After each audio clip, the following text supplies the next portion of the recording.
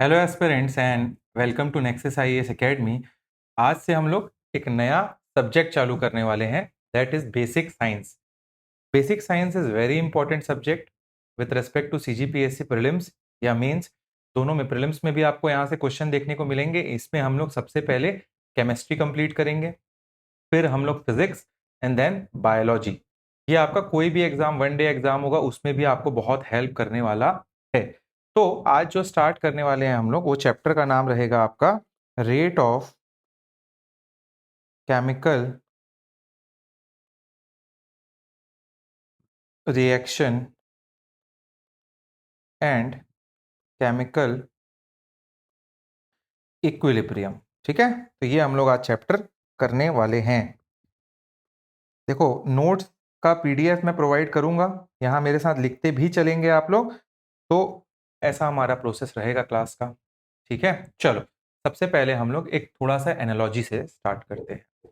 आपने कभी ध्यान दिया है कि छत्तीसगढ़ की जो गर्मी होती है, और उस गर्मी के टाइम में रात को अगर आप बाहर में दूध को रख दो, दूध को आया, शाम को दूध लेके आए, दूध को उबाल के बाहर रख दिया आपने, तो सुबह तक वो दही बन जाता है, फट के कर्ड बन जाता है।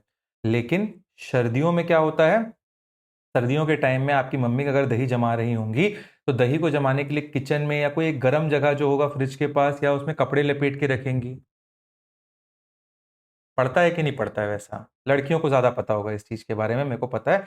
आपने देखा होगा ठंड के टाइम और गर्मी के टाइम, गर्मी के टाइम जल्दी हम लोग रख देते हैं कि 4 घंटा ही हो गया, दही जमा है, अब फ्रिज में डाल दो वरना खट्टा हो जाएगा। ठंडी के टाइम रात भर बाहर रख दिया जाता है। मतलब गर्मी के टाइम पे दूध से दही बनने का जो प्रोसेस है, वो एक्सप्रेस ट्रेन की तरह भागता है, फास्ट होता है मतलब। और ठंड में वही लोकल पैसेंजर ट्रेन की तरह स्लो हो जाता है।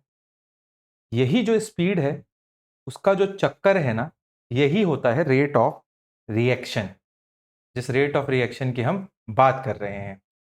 और एक बार दूध अगर फट गया, या एक बार दूध अगर दही बन गया, तो क्या दुनिया का कोई भी साइंटिस्ट उसे वापस फ्रेश दूध बना सकता है क्या? बताइए। नहीं, ये एक परमानेंट चेंज होता है। क्या होता है? एक बार वो चेंज हो गया, it is irreversible, it is permanent. आज हम इसी चेंज के बारे में, बदलाव का जो बेसिक फंडा है उसको समझेंगे। केमिस्ट्री का सबसे बड़ा फाउंडेशन है यही चीज आपको, ठीक है? तो आपको ये पता होना चाहिए। चलो स्टार्ट करते हैं हम लोग कि what is chemical reaction, why it is happening and how it is happening. तो हमारे आसपास का यूनिवर्स हमेशा बदलता रहता है। बोलते हैं ना, change is constant. Changes around us जो है, उनसे हम ब्रॉडली उन चीजों को दो कैटेगरीज में बांटते हैं। एक है आपका फिजिकल चेंज, दूसरा है आपका केमिकल चेंज। अब फिजिकल चेंज क्या होता है? ये वो सीधा साधा बच्चा है, बोलिए आप, जो कपड़ा बदलकर शादी में जाता है और वापस आकर अपना नॉर्मल कपड़ा पहन लेता है।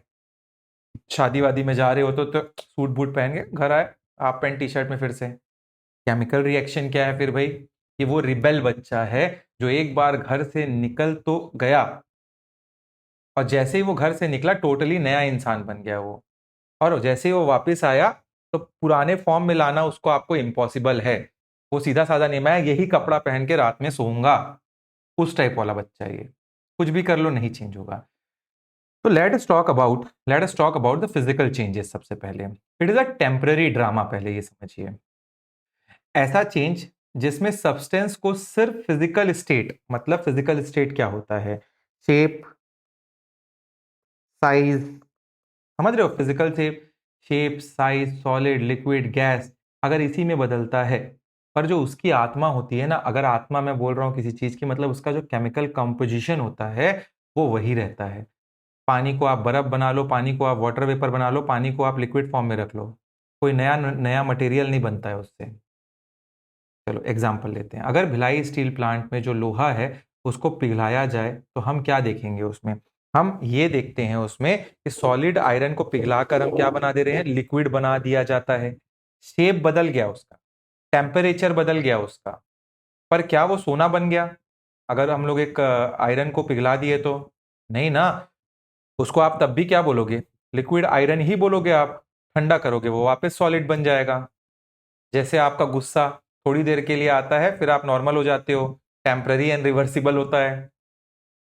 तो यहां मॉलिक्यूल्स के बीच सिर्फ स्पेसिंग बदलती है, ये समझना है हम लोगों को। ठीक है, क्या बदलती है? स्पेसिंग बदलती है, बॉन्ड्स नहीं टूटते हैं इसमें आपके। मतलब सॉलिड जो है वो लिक्विड बन जाता है, लिक्विड से और गर्म करोगे स्टीम गैस बन जाता है। फॉर्मूला वाटर का H2O यहां भी है, H2O यहां भी है, H2O यहां भी है। तो ये देखो, ये आपका बर्फ पिघल रहा है, देखो ये पानी बन रहा है, तो ये क्या अलग है क्या? ये सॉलिड H2O भी है, वाटर भी H2O है। तो ये आपको समझ में आ रहा होगा। अब बात करते हैं केमिकल चेंज, जो ये आपको आग दिख रही है इसकी। ऐसा चेंज जिसमें पुराना जो बॉन्ड होता है वो टूट जाता है, मतलब जो पुराने बॉन्ड्स है वो टूटते हैं और नए बॉन्ड्स बनते हैं। एक बिल्कुल ब्रांड न्यू सब्सटेंस बनता है जिसमें, और जिसकी प्रॉपर्टीज पुराने वाले से टोटली अलग होती है। ये मोस्टली इरिवर्सिबल होता है, इसको वापस चेंज नहीं किया जा सकता, इट इज मोस्टली इरिवर्सिबल। चलो एग्जांपल लेते हैं।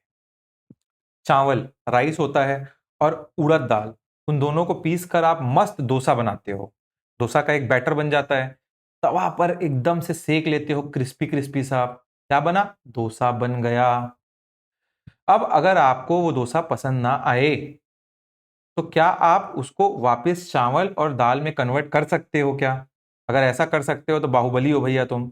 बिल्कुल नहीं कर सकते, आम जिंदगी में नहीं होता ये। नया सब्सटेंस बन गया, यही एक केमिकल चेंज है। मतलब यहां एटम्स का रीअरेंजमेंट होता है।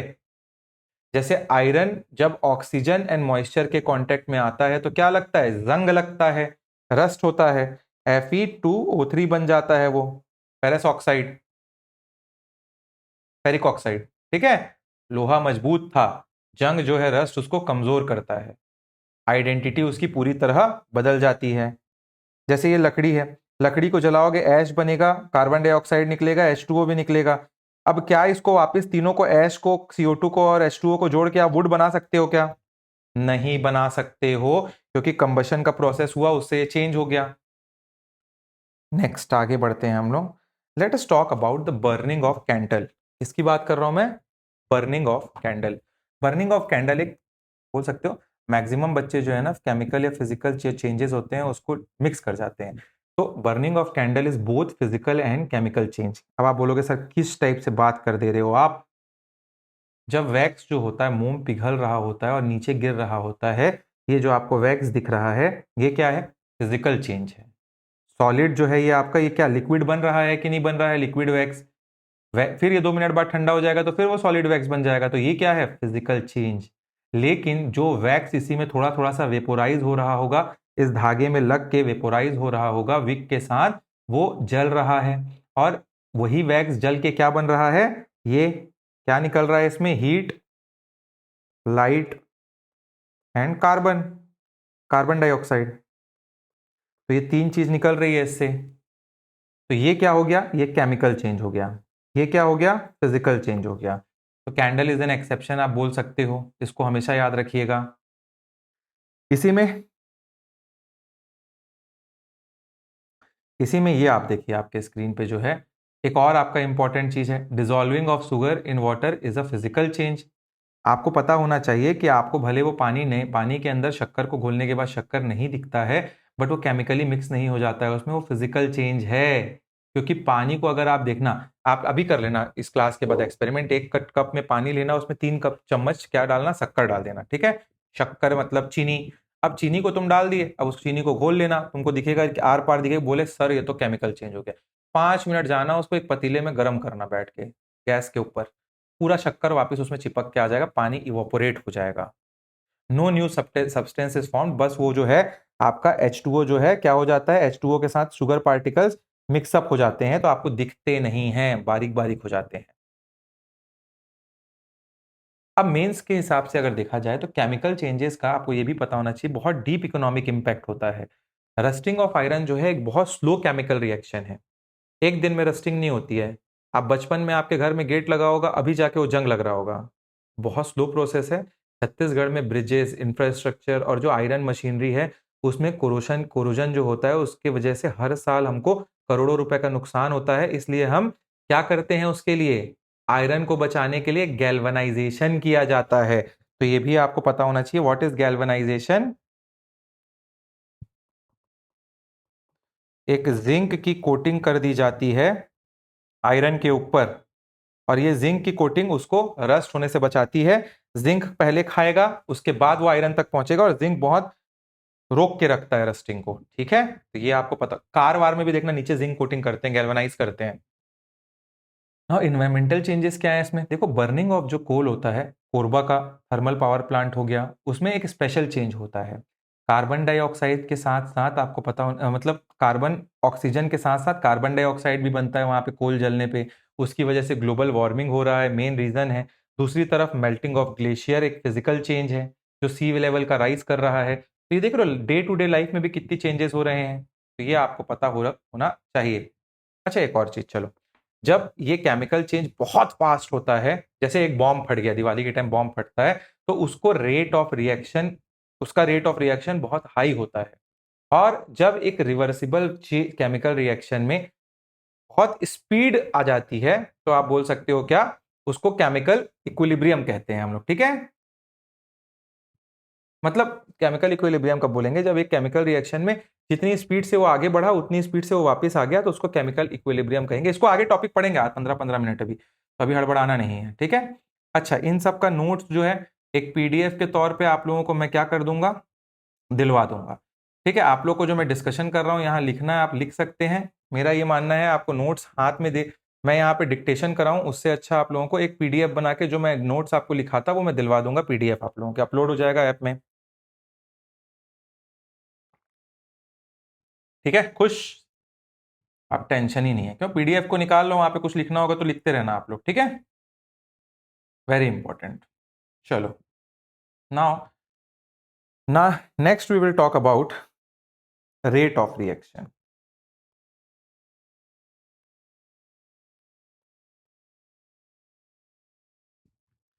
ये इमेज इमेज के थ्रू पढ़ रहे हो तो मजा भी आ रहा होगा तुम लोग को, हाँ, समझ आ रहा होगा कि क्या हो रहा है, कैसे हो रहा है। देखो यार, मेरे को पता है कि आधे लोग आप आर्ट्स के लोग हो, आधे लोग कॉमर्स के फील्ड के हो, सब साइंस से तो हो नहीं, तो इतना आप लोगों ने पढ़ा है, सब भूल चुके होगे। तो इसलिए मैं चाहता हूँ कि बहुत basic day to day life से जो हम अपने लाइफ में देखते हैं उन चीजों के थ्रू पढ़ें। क्यों हमको केमिस्ट्री एकदम डीप में जानी है, क्यों हमको एकदम H2O+NO2+ ये प्लस वो, समझेंगे सब day to day life example से जिसको हम रिलेट कर सकें। That is how I have studied and that is how I think a aspirant should study. Reason being कि आप एक एस्पिरेंट हो, आपको नहीं बेसिक साइंस पढ़ के कहीं पे आपको इंजीनियरिंग का एग्जाम देना है, आप इसको पढ़ रहे हो सीजीपीएससी को क्रैक करने के लिए, और जितना आपको समझ आना चाहिए मेंस प्री में लिखने के लिए उतना आपका यहाँ हो जाएगा। You have to be master of none, याद रखिएगा। ठीक है, आपको मास्टर नहीं बनना है किसी भी चीज में। जब आप एक कंपटीशन, इतने बड़े कंपटीशन की तैयारी करते हो, you should have a command as per the demand of examination. ठीक, अगर इस जो लाइन को मैं बोला हूं ये समझ गया ना कोई स्टूडेंट, तो उसको ना प्रिपरेशन बड़ा लगेगा ना प्रिपरेशन बहुत लेंदी लगेगा, क्योंकि the demand is very little. We think कि 17-18 सब्जेक्ट हैं, हम उसमें खो जाते हैं। द डिमांड इज कम। वी थिंक कि हमको ये भी 6 से लेके 10 तक एनसीईआरटी पढ़ लें, ये सर की किताब पढ़ लें, अरे कोई जरूरत, बहुत सिंपल रखो अपने आप को। You have to be very simple in your preparation. अब रेट ऑफ रिएक्शन, एक बात बताओ, आप लोग दिवाली के टाइम सुतली बंग में आग लगाया है आप लोगों ने, कितना टाइम लगता है उसको जलने में, उसको फटने में, माइक्रो सेकेंड्स लगा के आते हो, दूर दूर दूर दूर भागते हो बूम। लेकिन वहीं आपकी साइकिल की चेन होगी बचपन की, वो अब जाके जंग लग रही होगी, रस्ट हो रही होगी, कितना टाइम लगा उसमें, महीनों सालों लग गए उसमें। तो दोनों ही केमिकल रिएक्शंस है, दोनों ही केमिकल चेंजेस हैं, पर एक बोल सकते हो T20 मैच की तरह फास्ट है और दूसरा टेस्ट मैच की तरह बहुत स्लो है। ऐसा क्यों है भाई, what is the reason behind it कि एक फास्ट है एक स्लो है। देखो, केमिस्ट्री में इस स्पीड को हम कहते हैं, या स्पीड के चक्कर को हम कहते हैं रेट ऑफ रिएक्शन। आज हम इसी स्पीड को कंट्रोल करना सीखेंगे। जैसे रायपुर में कोई एक ट्रैफिक पुलिस गाड़ियों की स्पीड कंट्रोल करता है, ये कैसे होता है वही हम समझने वाले हैं अभी। ठीक है, चलो आगे बढ़ते हैं हम लोग। क्या होता है रेट ऑफ रिएक्शन? रिएक्शन का रेट सिंपली हमको ये बताता है कि कितने तेजी से हमारा रिएक्टेंट, रिएक्टेंट मतलब कच्चा माल, गायब हो रहा है। एक बार आग लगाया सुतली बम में, इतना बारूद था, 1 सेकंड में फूट के खत्म। मतलब कितना माल, उतना जितना माल उसमें कच्चा माल था वो पूरा 1 सेकंड में गायब हो गया, माइक्रो सेकंड में। तो वही स्पीड ऑफ रिएक्शन, एक आयरन में जंग लगा, कितना टाइम लगा, कितना तेज से प्रोडक्ट जो है फाइनल आइटम बन रहा है वो। बम फटा, धुआं निकला, चिंगारी निकली, आवाज आया, कितना टाइम लगा। भाई केमिकल रिएक्शन होने के लिए मॉलिक्यूल्स जो है उसको आपस में टकराना पड़ता है। क्या करना पड़ता है? मॉलिक्यूल्स को टकराना पड़ता है, और इसको बोलते हैं हम कोलिजन थ्योरी।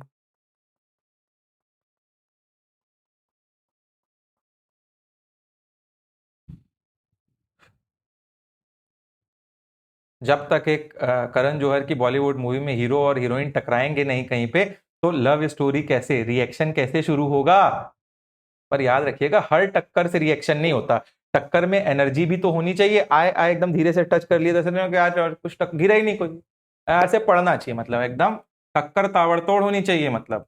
तो अब इस स्पीड को, या रेट ऑफ स्पीड जो इसको बोल रहे हैं हम, उसके 4 मेन फैक्टर कंट्रोल करते हैं उसको। क्या कंट्रोल करते हैं भाई? ये भी चीज हमको समझनी होगी। ये देखो, ये एटम्स हैं, ये इन दोनों को टकराना होगा। अब क्या इन चीजों को कंट्रोल करेगा, ये थोड़ा समझने वाली बात है। 4 मैंने बोला, तो सबसे पहला है टेम्परेचर, दूसरा है कंसंट्रेशन, तीसरा है सरफेस एरिया, चौथा है कैटलिस्ट। समझा रहा हूं, सब टेंशन नहीं लेना यहां पे, ठीक है बस। चलो, टेम्परेचर मतलब क्या गर्मी का कमाल है भाई, इसमें ये समझते हैं। मॉलिक्यूल्स जो होते हैं ना, ये आपको सब मॉलिक्यूल्स है, मॉलिक्यूल्स बोल रहा हूं, मतलब ये एक मॉलिक्यूल, ये मॉलिक्यूल ऐसे ही रहता है सब चीज के अंदर, ठीक। मॉलिक्यूल्स नॉर्मली आराम से घूमते हैं। आयरन के अंदर ऐसे टुपुक टुपुक घूम रहे हैं, फिर वैसे किसी और के अंदर घूम घूम रहे हैं, बढ़िया, मतलब जीवन अच्छा चल रहा है उसके अंदर। पर जैसे ही आप टेम्परेचर को बढ़ाते हो, आयरन को हीट कर रहे हो, उनको एनर्जी मिलती है। वो केटीएम बाइक वाले छपरी राइडर्स की तरह बहुत तेजी से भागने लगते हैं, बुर्र करके, और आपस में ज्यादा टकराना चालू करते। ऐसे भी टकरा रहे थे इन लोग, यहाँ धीरे धीरे एकदम कॉकरोच जैसे डांस करता है ना, एकदम धीरे से, एकदम ऐसे स्लो मोशन वैसे था। अब जैसे ही उसको हीट मिलना चालू हुआ, तो क्या हुआ? तेजी से टकराने लगे, दम दिम करके इन लोग। टक्कर ज्यादा मतलब रिएक्शन फास्ट होने लगा। अरे गर्मी के दिनों में दूध जल्दी फट जाता है ना, 2 घंटा बाहर रख दो, खाना जल्दी खराब हो जाता है। क्यों? क्योंकि बैक्टीरिया का केमिकल रिएक्शन फास्ट हो जाता है। इसलिए हम खाने को क्या करते हैं, फ्रिज में लो टेम्परेचर में रखते हैं, ताकि रिएक्शन को स्लो किया जा सके और खाना बचा रहे हमारा। रूल ऑफ थंब याद रखिएगा, हर 10 डिग्री टेम्परेचर बढ़ने पर रिएक्शन का रेट लगभग डबल हो जाता है। अगर ठंडी में 20 डिग्री था, तो वहां जो दूध रखे हो 30 डिग्री में, वो 2 गुना तेजी से फटेगा। 40 डिग्री हो गया तो 4 गुना स्पीड से फटेगा। तो हर 10 डिग्री में 2 गुना स्पीड हो जाता है। टेम्परेचर का बहुत बड़ा असर है। Next is concentration. अगर मैं 10 लोगों को एक बहुत बड़े ग्राउंड में छोड़ दूं, बहुत बड़ा ग्राउंड छोड़ दूं, तो उनको आपस में टकराने का चांस कम मिलेगा। दौड़ रहे हैं, 10 ही लोग हैं, बहुत बड़ा ग्राउंड, यहां बहुत रेयर है कि एक आध टकरा गए इन लोग आके। पर उन्हीं 10 लोगों को मैं एक छोटे से एटीएम के कैबिन में डाल दूं। एटीएम का कैबिन देखो ऐसे इतना बड़ा सा रहता है, बस 4 लोग घुस नहीं सकते, अब 10 लोग। अब थोड़ा भी मूव करेंगे तो क्या होगा? टकराएंगे, भीड़ बढ़ेगी, टक्कर होगी। वही हालत मॉलिक्यूल्स की है। रिएक्टेंट्स का कंसंट्रेशन जितना ज्यादा होगा, मतलब ये मॉलिक्यूल जितने ज्यादा होंगे इसके अंदर, उनके टकराने की प्रोबेबिलिटी उतनी ज्यादा होगी कि नहीं होगी, और रिएक्शन रेट उतना ही फास्ट हो जाएगा। बहुत तेजी से टकराएंगे, जितना तेजी से रिएक्शन, जितना ज्यादा कंसंट्रेशन, ज्यादा हीट दिए, और ज्यादा उन लोग एक्साइट हुए और टकराने लगे, और रेट ऑफ रिएक्शन बढ़ गया। मतलब concentration is directly proportional to the rate of reaction if the temperature rises, if the molecule gets the energy. Are you getting what I am telling? तो ये एक हिसाब है भाई, समझ रहे होगे। तीसरा, surface area. This is like टुकड़े टुकड़े गैंग। व्हाट इज टुकड़े टुकड़े gang? I don't know, but ऐसी बोलते हैं भाई मीडिया वीडिया वाले लोग, इस बिकाऊ, हमारी मीडिया जो है बिकाऊ मीडिया है। मैं आपको एक्चुअल टुकड़े टुकड़े गैंग बता रहा हूं आज क्या है। जिनको ये टुकड़े टुकड़े गैंग बोलते हैं वो तो डेमोक्रेसी को बचा रहे हैं। इनका टुकड़े टुकड़े गैंग, जो एक्चुअल टुकड़े टुकड़े gang is media of India, याद रखिएगा, ठीक है। तो व्हाट इज टुकड़े टुकड़े गैंग, ये समझते हैं हम लोग इन केमिस्ट्री। एक 100 ग्राम का बड़ा मिश्री शुगर क्रिस्टल जो है उसको, उसका ढेला है आपके पास, मानो मिश्री, मिश्री मिश्री जानते हैं एवरीबडी, मिश्री घर में प्रसाद में डलता है छोटा छोटा, उसका बड़ा वाला भी मिश्री आता है। 100 ग्राम का एक मिश्री का ढेला है आपके पास, और उतने ही वेट का आपके पास पिसा हुआ चीनी पाउडर है। मतलब शक्कर को मिक्सी में भुर भुर पीस दिए, इतना सा हो गया वो। दोनों को पानी में डाल लो, कौन जल्दी घुलेगा बताओ? पाउडर। सब पाउडर बोले तुम लोग उधर स्क्रीन के, क्यों?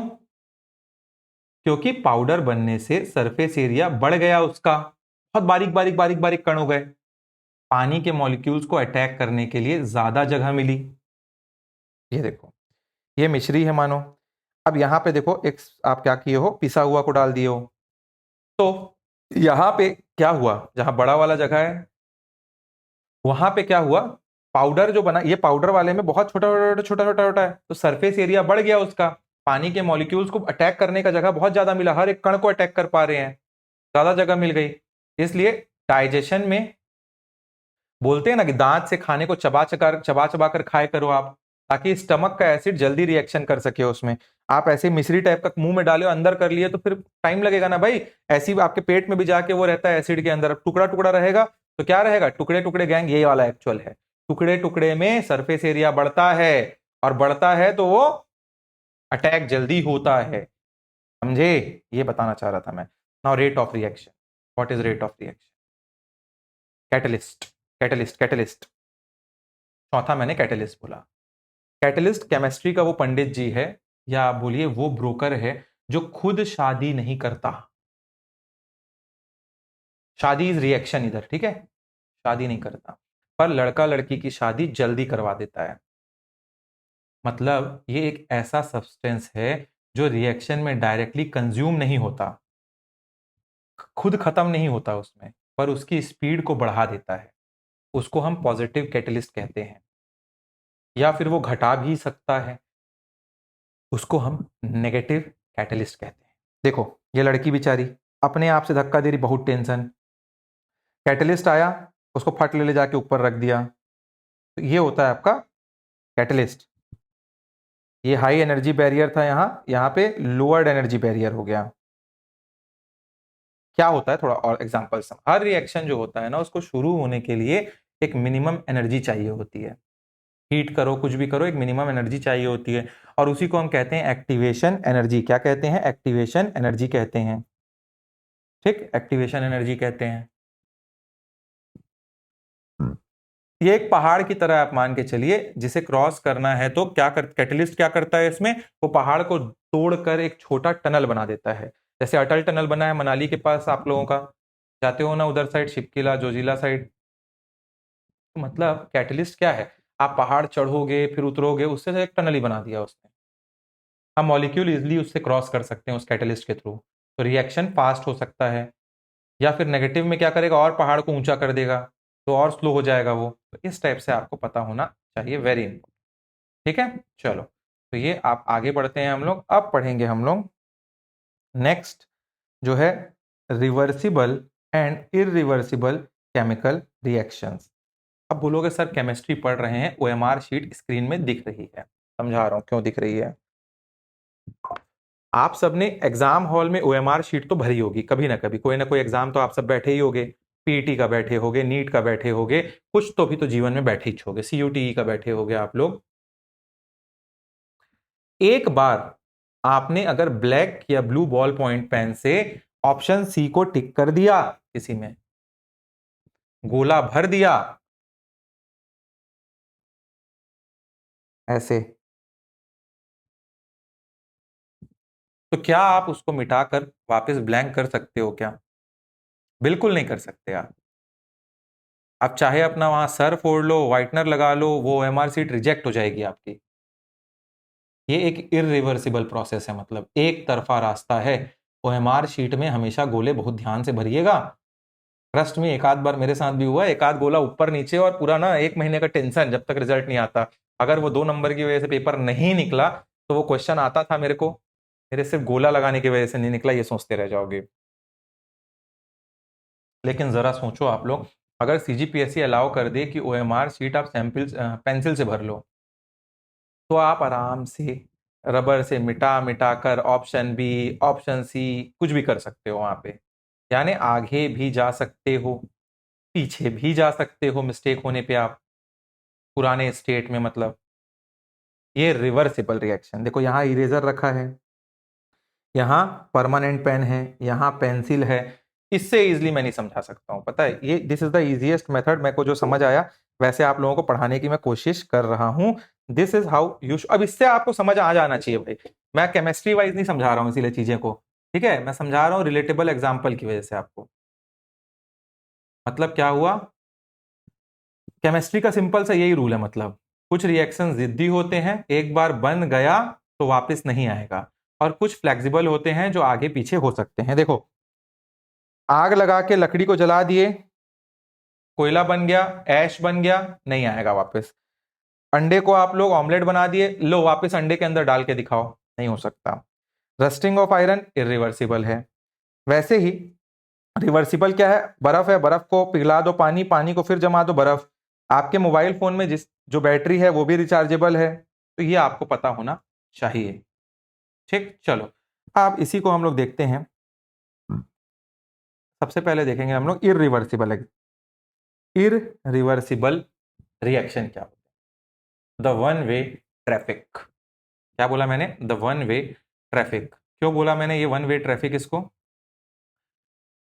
इरिवर्सिबल रिएक्शंस जो है ना, ये वो रिएक्शंस हैं जो स्ट्रिक्टली एक डायरेक्शन में चलते हैं। मतलब रिएक्टेंट जो है वो प्रोडक्ट बनता है, प्रोडक्ट से रिएक्टेंट नहीं बना सकते आप इसमें। इसमें रिएक्टेंट जो है लगातार कंज्यूम होता है और प्रोडक्ट बनता रहता है। एक पॉइंट ऐसा आता है जब कच्चा माल जो है, रिएक्टेंट जो है आपका, वो खत्म हो जाएगा पूरी तरह, और रिएक्शन 100% कंप्लीट हो जाएगा, बंद हो जाएगा रिएक्शन होना उसमें। जैसे आपकी जो बाइक है उसमें आपने पेट्रोल डाला, पेट्रोल का जलना चालू हुआ, एक बार पेट्रोल जलकर अगर खत्म हो गया, टंकी फुल करा के 250 किलोमीटर घूम आए आप लोग, स्मोक बन के वो उड़ गया, तो दुनिया की कोई भी इंजीनियर वहां आ जाए, उस धुएं को वापस ला के कंट्रोल करके किसी भी केमिकल रिएक्शन से पेट्रोल नहीं बना सकता। उड़ गया ना वो एनर्जी और धुएं में, ये वन वे स्ट्रीट है भाई। इसको हमेशा आप सिंगल एरो से क्या करोगे, बताओगे। तो ये जो है आपका इरिवर्सिबल रिएक्शन सिंगल एरो से रहता है। कभी भी ऐसा दिखेगा ना आपको, H2+O2 is equals to H2O, ये है। अब ये ये तो वैसे रिएक्शन रिवर्सिबल है, ऐसा भी लिख सकते हैं इसको, मगर ऐसा बता रहा हूं, ये जहां एक बस रहता है ना एरो, वो इरिवर्सिबल रिएक्शन के लिए होता है। अब इसकी बात करते हैं, रिवर्सिबल रिएक्शन की बात करते हैं हम लोग। क्या होता है ये वो रिएक्शंस हैं, आप बोल सकते हो रिवर्सिबल रिएक्शंस, जो दोनों डायरेक्शन में काम करते हैं। मतलब रिएक्टेंट प्रोडक्ट बन सकता है और प्रोडक्ट रिएक्टेंट बन सकता है। मतलब यहां बड़ी इंटरेस्टिंग मूवी चल रही होती है। पहले रिएक्टेंट मिलकर प्रोडक्ट बनाते हैं, एक फॉरवर्ड रिएक्शन करते हैं। जब रिएक्टेंट से प्रोडक्ट बनता है उसको हम फॉरवर्ड रिएक्शन बोलते हैं केमिस्ट्री में। पर जैसे ही थोड़ा सा प्रोडक्ट बनता है, उसके अंदर चुल मचना चालू हो जाती है, और वो टूट कर वापस रिएक्टेंट बनना चालू करता है। उसको हम लोग बोलते हैं बैकवर्ड रिएक्शन। ये है फॉरवर्ड रिएक्शन, ये है बैकवर्ड रिएक्शन। मतलब ये एक ऐसी लोकल ट्रेन है जो दुर्ग से रायपुर जाती है, और वही ट्रेन रायपुर से वापस दुर्ग आती है। दुर्ग के लोग रायपुर जा रहे हैं और रायपुर के लोग दुर्ग वापस आ रहे हैं, प्रोसेस दोनों तरफ चल रहा है उसी ट्रेन से। Reversible reaction mostly closed container, बंद बर्तन में ही पॉसिबल है। देखो ये इरिवर्सिबल है, यहाँ गैसेस निकल गए बाहर, यहाँ देखो बर्तन बंद है, फ्लास्क ऊपर से बंद है कि नहीं है। तो ये हमेशा बंद बर्तन में ही क्या होगा, होगा। अगर बर्तन खुला रहा रहा और कोई अगर गैस बाहर उड़ गई, तो बेचारा प्रोडक्ट वापस रिएक्टेंट कैसे बनेगा। तो ये एक आपको क्लोज्ड एनवायरनमेंट देना जरूरी है इसमें। यहाँ गैसेस निकल रहे हैं, यहाँ बंद कर दिए फ्लास्क को, तो ये आपको पता होना चाहिए। Very important, very very important, ठीक है। और ये भी है कि यहाँ पे एरो दोनों साइड रहता है, ठीक है, तो ये भी आपको पता होना चाहिए। आप जिस मोबाइल फोन से अभी नेक्सस आईएएस का ये ऐप चला रहे हो या किसी टैबलेट या लैपटॉप में बैठे हो, देख रहे हो उसके अंदर लगी है लिथियम आयन बैटरी। खत्म होती है कि नहीं? अभी क्लासेस होंगी, आधे घंटे बाद 20% खत्म हो गया होगा। आप प्लग लगाते हो और वो वापस चार्ज हो जाती है। Charging and discharging of mobile battery is a brilliant real life example of reversible reaction. वहीं आपकी जो दीवार वाली घड़ी है, वॉल क्लॉक ऊपर लगी है ना, आप लोग सब लोग देख रहे होगे वॉल क्लॉक के पास, उसके अंदर नॉर्मल ए बैटरी लगी होगी। वो डेड हो गई एक बार तो क्या करते हो आप? उसको निकालते हो, डस्टबिन में फेंकते हो, नया बैटरी, मतलब वो इरिवर्सिबल रिएक्शन है। फर्टिलाइजर्स बनाने के लिए अमोनिया लगता है, NH3 चाहिए होता है। और हेबर प्रोसेस में नाइट्रोजन और हाइड्रोजन मिलकर अमोनिया बनाते हैं। तो मतलब N2 plus 3H2 tends to 2NH3। ये एक रिवर्सिबल रिएक्शन है। क्या बोला मैंने? ये रिवर्सिबल रिएक्शन है। अगर कंपनी इसको ऐसे ही छोड़ देना तो अमोनिया बनेगा और वापस अमोनिया जो है, ये अमोनिया जो है वापस नाइट्रोजन और हाइड्रोजन गैस बनकर टूट जाएगा, कंपनी का नुकसान होगा। इसलिए हम टेम्परेचर और प्रेशर को टिक करते हैं, ताकि ट्रिक करते हैं इस पर्टिकुलर चीज में, ताकि फॉरवर्ड रिएक्शन में ज्यादा जाया जाए हमेशा। और इसी पर्टिकुलर ट्रिक को, जो अब क्यों कैसे करते हैं वो छोड़ दो, इसी पर्टिकुलर ट्रिक को हम कहते हैं ले शैटलियर प्रिंसिपल। पढ़ेंगे थोड़ा सा आगे क्लास में और पढ़ेंगे।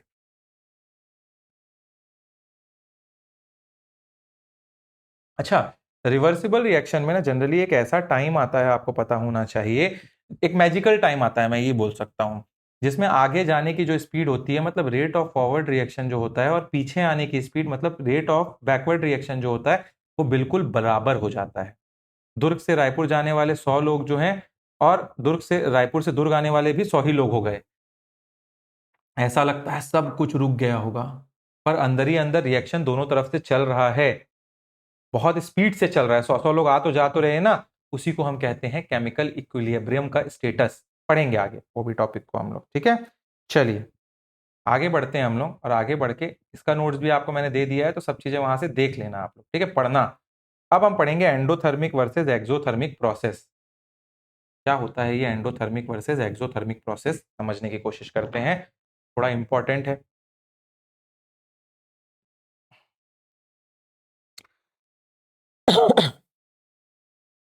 आपने बचपन में दिवाली के टाइम घर की पोताई, जो व्हाइट वॉश होता है, पोताई होती है, पोताई लिपाई, वो देखी है कभी? नहीं देखी है? बोल दिया ना तो बहुत टेंशन। ईद या दिवाली किसी के टाइम भी जिसके भी घर में होती होगी, याद करो। बचपन में तो चूना ऊना लगता था सबके घर में गांव में। अब जब वो पेंट वाला चूना को, जो क्विक लाइम बोलते हो ना आप, चूना जिसको बोलते हो, उसको डालकर उसमें पानी मिलाता था, तो पानी बिना गैस पे रखे भी कैसे क्या होता था, भग भग भग उबलने लगता था। मैंने तो देखा है भाई, उबलने लगता था। ऐसे ऐसे उबालते हैं तो ऐसे दूध ऐसे पट पट होता है ना, पहाड़ टाइप से फूटता है, ऐसे बबल बन बन के, वैसे ही होता है वो। बाल्टी इतनी गर्म हो जाती थी कि चूना जो है बहुत गर्म हो जाता था, उसको छूना उस बाल्टी को मुश्किल हो जाता था। वहीं दूसरी तरफ गर्मी के दिनों में जब आप एक सूखे चम्मच से, आप बोल सकते हो, ग्लूकॉन डी को निकालते हो और उसको आप अपने जुबान पर रखते हो, जैसे ही ग्लूकॉन डी यार, हरा वाला डब्बा खाते हैं ना, मीठा मीठा सा, याद करो गर्मी के टाइम आप कभी ग्लूकॉन डी को मुंह में रखते हो तो एकदम ठंडा ठंडा कूलिंग कूलिंग सा महसूस होता है। क्यों होता है ये सब? एक तरफ बिना आग के पानी जो है उबल रहा है, और दूसरी तरफ बिना बर्फ के आपके मुंह में ठंडक लग रही है, ठंडक मिल रही है।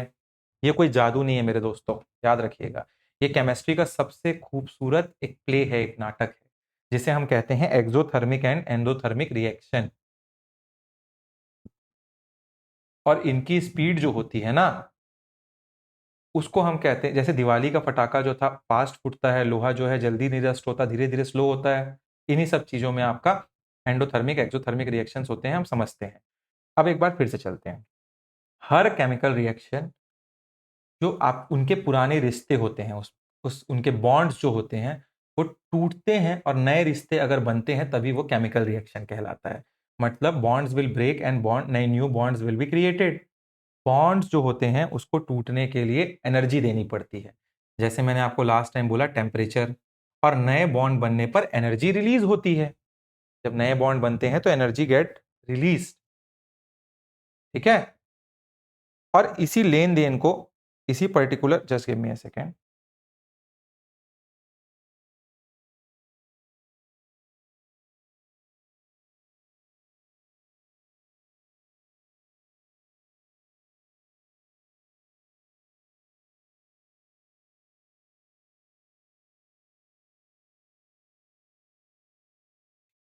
Sorry there was a call so that's why I picked up. हाँ चलो, तो इसी जो मैं क्या बोला था, नए बॉन्ड बनते हैं तो क्या होता है, एनर्जी रिलीज होती है।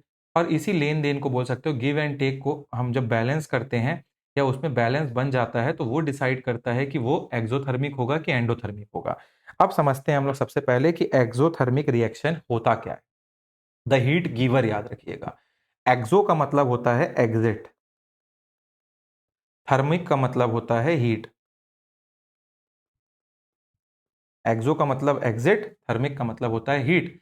मतलब ऐसा रिएक्शन जो होने के बाद हीट एनर्जी बाहर फेंकता है। इनका कंटेनर हमेशा गर्म होता है, ये याद रखिएगा। क्योंकि हीट बाहर फेंक रहा है, वो एक्सोथर्मिक है। एक्सो मतलब एग्जिट, थर्मिक मतलब हीट। यहां नए जो बॉन्ड बनते हैं उसमें इतनी एनर्जी होती है, इतनी ज्यादा एनर्जी रिलीज होती है जो बॉन्ड तोड़ने की कॉस्ट से बहुत ज्यादा होता है, तो एक्स्ट्रा एनर्जी बाहर निकल जाती है। मान के चलिए ये उस दिलदार दोस्त की तरह है जो पार्टी में आता तो है और अपने जेब से ही पैसा खर्चा करके माहौल गर्म कर देता है, एकदम माहौल बना देता है।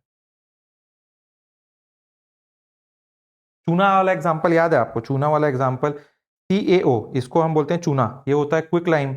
इसमें मैंने क्या बोला, पोताई वाला डाला वाटर, H2O, ये है क्विक लाइम। चूना, ये है वाटर। जब ये दोनों डलता है तो CaOH होल ट्वाइस बनता है, जिसको आप बोलते हो स्लेक्ड लाइम। और निकलती है इसके साथ हीट।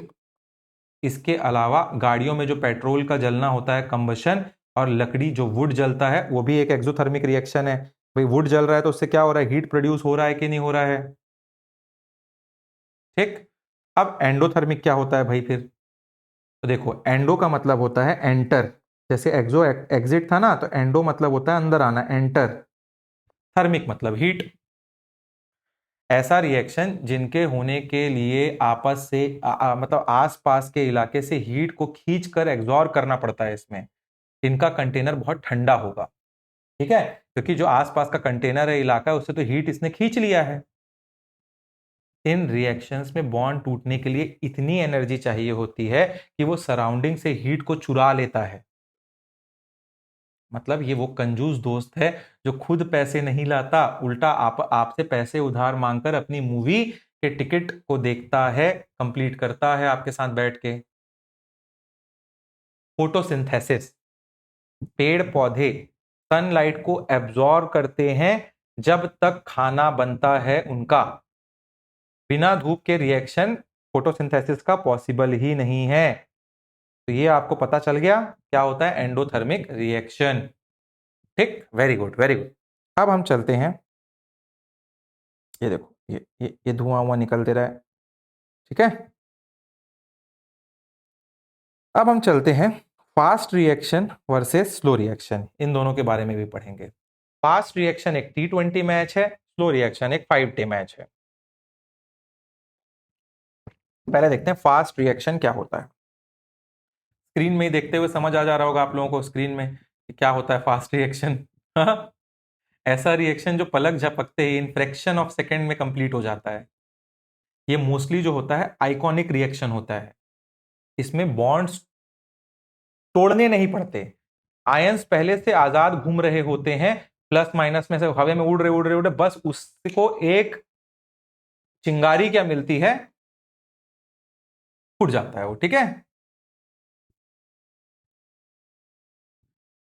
मतलब पूरा अंदर में बॉन्ड वॉन्ड सब प्लस माइनस है, एकदम तेजी से एक्साइड घूम रहे हैं, उनको बस एक बार टकराने की जरूरत होती है। एग्जाम्पल दे रहा हूं मैं, आजकल बहुत यूट्यूब में एक आप लोगों को देखा होगा, सोडियम मेटल को लोग पानी में डालते हैं और वो फूम करके फूट जाता है, फूटता है, देखा होगा आपने सबने वीडियो, आग लग जाती है उसमें, पानी में आग टाइप का। अगर स्ट्रॉन्ग एसिड में आप बेस मिला दोगे तो न्यूट्रलाइजेशन हो जाता है, रिएक्शन तुरंत होना चालू हो जाता है। तो ये आपका फास्ट रिएक्शन है। स्लो रिएक्शन क्या हो गया, इसमें नीचे देखो क्या लग रहा है, एक ताला है, ताला में जंग लग रहा है, बहुत पुराना ताला है, मतलब इन रिएक्शन को होने में महीने या सालों लग जाते हैं, डिकेड्स लग जाते हैं। इसमें कॉम्प्लेक्स मॉलिक्यूल्स जो होते हैं उनका मजबूत बॉन्ड होता है, उसको तोड़ना पड़ता है इसको, फिर नए बॉन्ड अरेंज होते हैं इसमें, जिसमें बहुत लंबा वक्त लग जाता है। रस्टिंग ऑफ आयरन, ग्रेप्स से वाइन बनाना फर्मेंटेशन करके महीनों लग जाते हैं।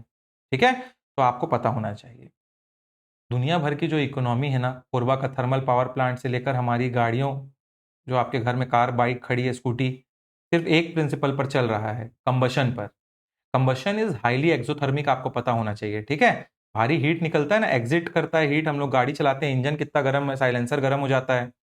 कोल और पेट्रोलियम जलकर हमको हीट और एनर्जी प्रोड्यूस करके देते हैं, मगर इससे जो CO2 निकलता है वो ग्लोबल वार्मिंग भी करता है, इसलिए हम लोग अब ग्रीन एनर्जी की ओर शिफ्ट कर रहे हैं। स्लो रिएक्शन क्या हो गया, रस्टिंग ऑफ आयरन, छत्तीसगढ़ के जो इंफ्रास्ट्रक्चर है, भिलाई स्टील प्लांट खुद जंग लगने लग जाता होगा बेचारा। इस टाइप के चीजें हैं, आपको पता होनी चाहिए। अब हम बात करेंगे केमिकल इक्विलिब्रियम की। किसकी बात करेंगे हम लोग,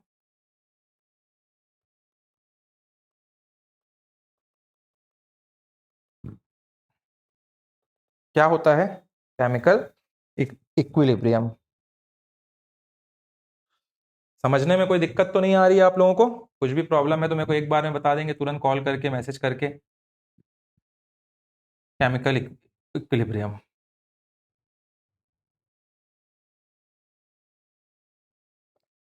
आप लोग कभी भिलाई का ट्रेजर आइलैंड मॉल गए हो, या रायपुर का मैग्नेटो मॉल गए हो?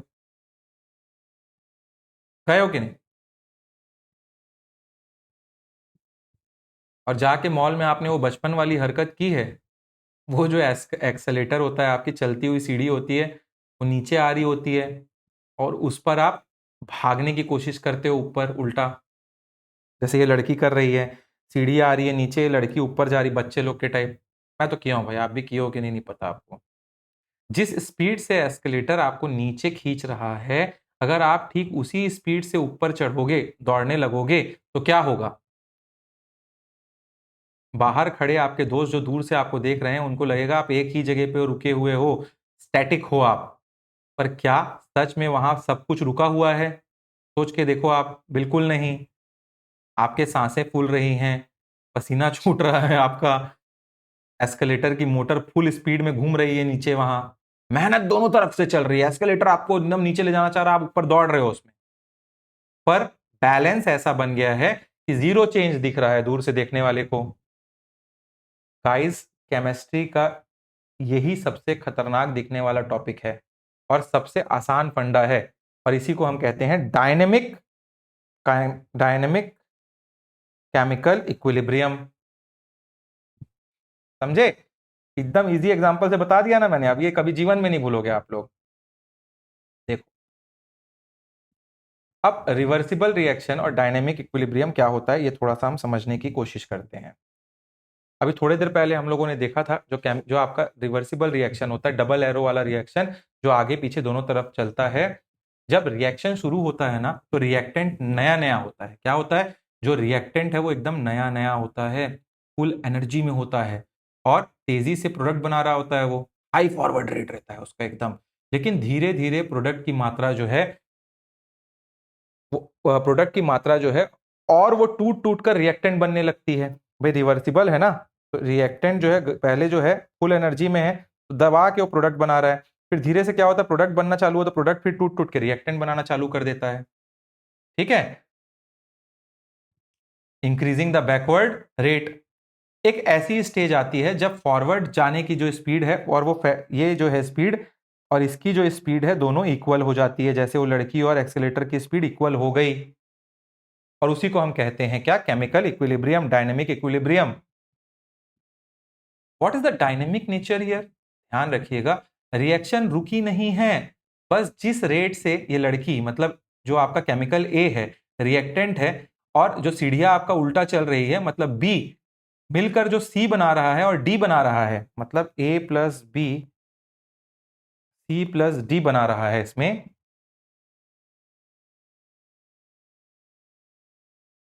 और C+D टूट कर जिस स्पीड से A+B बना रहा है, क्योंकि ये रिवर्सिबल रिएक्शन है, वो सेम है।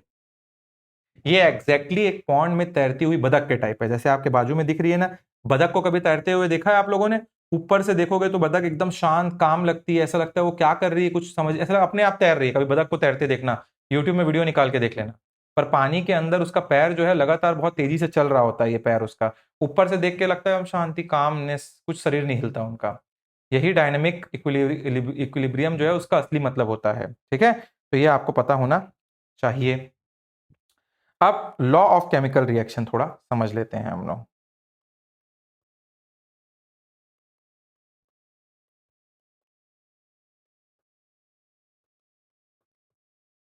दो नॉर्वेनियन साइंटिस्ट हुआ करते थे, गुल्डबर्ग एंड वेज।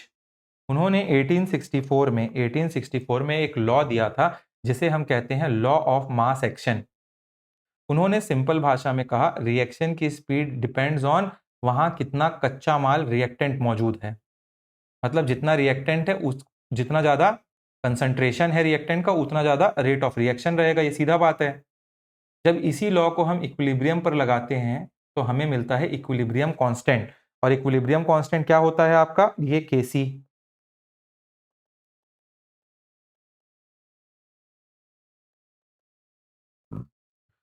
फॉर्मूला क्या है? अगर हमारा रिएक्शन जो है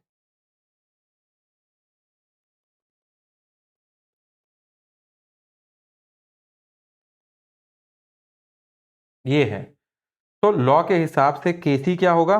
देखो केसी का फॉर्मूला स्क्रीन पे क्या है, प्रोडक्ट अपॉन रिएक्टेंट। तो ये क्या हो गया आपका प्रोडक्ट, और ये हो गया आपका रिएक्टेंट, तो मतलब ये हो गया आपका सी सी।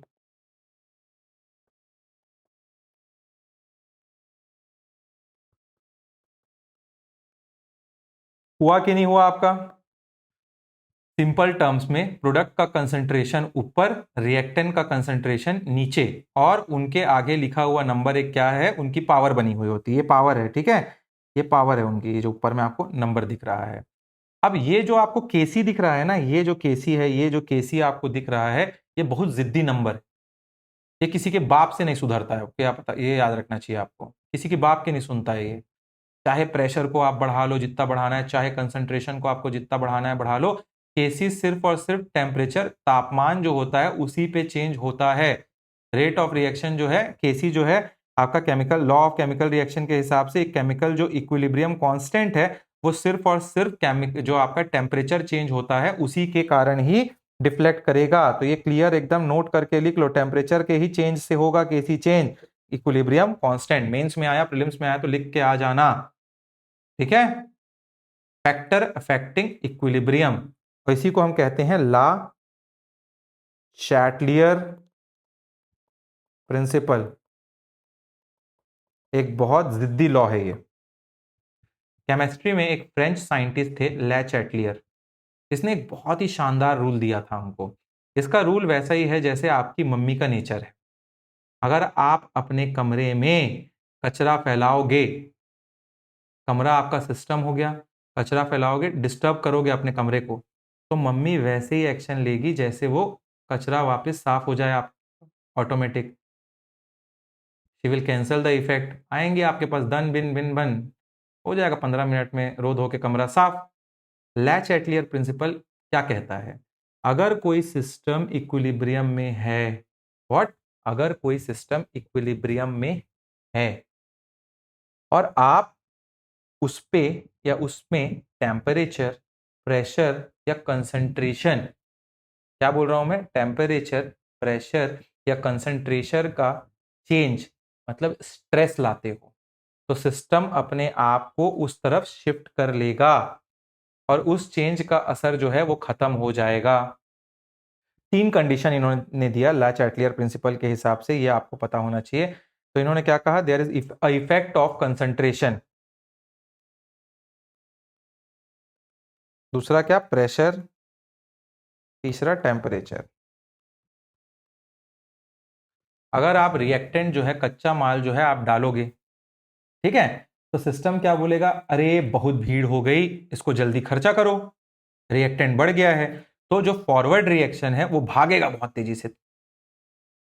अगर आप प्रोडक्ट जो है आपका फाइनल माल जो है बाहर निकाल लोगे आप, तो सिस्टम उसको दोबारा बनाने के लिए फॉरवर्ड करने लगेगा।